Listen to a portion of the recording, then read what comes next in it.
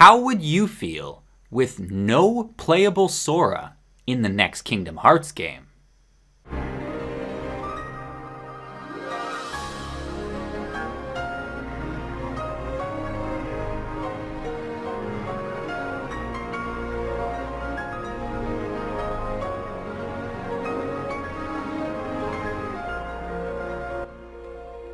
Tetsuya Nomura, Kingdom Hearts director, knew exactly what he was doing when he introduced Yozora, and I'm not even referring to the obvious Final Fantasy vs 13 comparison. Because the moment we saw Yozora meet with Sora in the final world, we could all immediately tell this character is going to be something very special in the future. He seems like a main character in his own right, just based on his appearance and mannerisms. Plus, the fact we'd already received that juicy Verum Rex trailer earlier in Toy Box. Adding to all of this is the fact that it takes only about 3 hits for him to beat Sora in combat, who was kind of godlike by the end of KH3. Hell, Sora completely rewrote history in the Remind DLC and was still easily bested by Yozora. In the bad ending, at least. This is why fans are scrambling to find out any information we can on this mysterious character, who appears to even have his own moveset. We want to know just how strong this dude really is, and how he got there in the first place.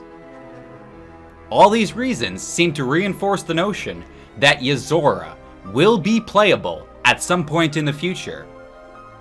But then, what about Sora? One can never get enough of our lovable boy, but that doesn't mean we don't want to see other characters in action as well. Sora wasn't playable in 358 Days as well as Birth by Sleep, yet he still played an integral role in both those stories. And I can see Nomura doing something similar with the next Kingdom Hearts game, even if it's Kingdom Hearts 4. Just because we have a numbered title, it doesn't necessarily mean we must play as Sora, Donald, and Goofy. Especially now, since we're in Phase 2 of Kingdom Hearts, absolutely anything can happen. Even a numbered title with no playable Sora.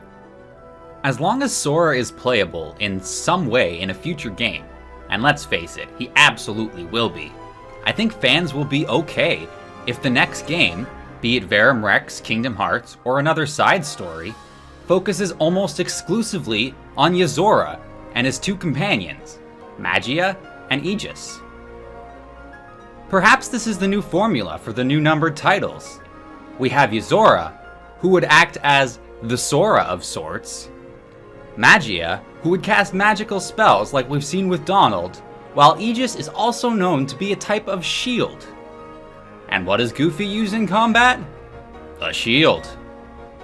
So it wouldn't be entirely surprising to see Kingdom Hearts 4 star these 3 new characters, Yozora, Magia, and Aegis, as opposed to Sora, Donald, and Goofy.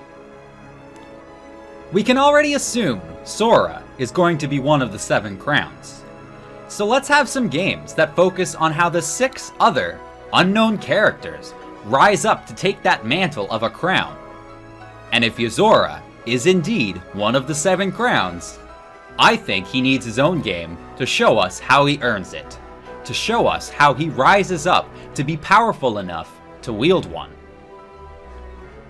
And just imagine for a moment that from now on, each Kingdom Hearts game will be an entirely different character's tale of how they become a crown.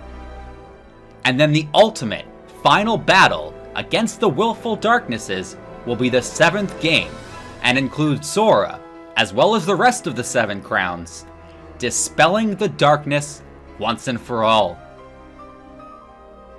As always though, I want to hear your thoughts on this. How would you feel with no playable Sora in the next Kingdom Hearts game? And what do you think of new games explaining how each person is able to wield a crown, if Sora wasn't fully playable in those games? Leave your thoughts and theories in the comments section below, and don't forget to hit like and subscribe if you've enjoyed this or any of my other videos. But most importantly, have yourself a fantastic day. May your heart be your guiding key. and happy gaming!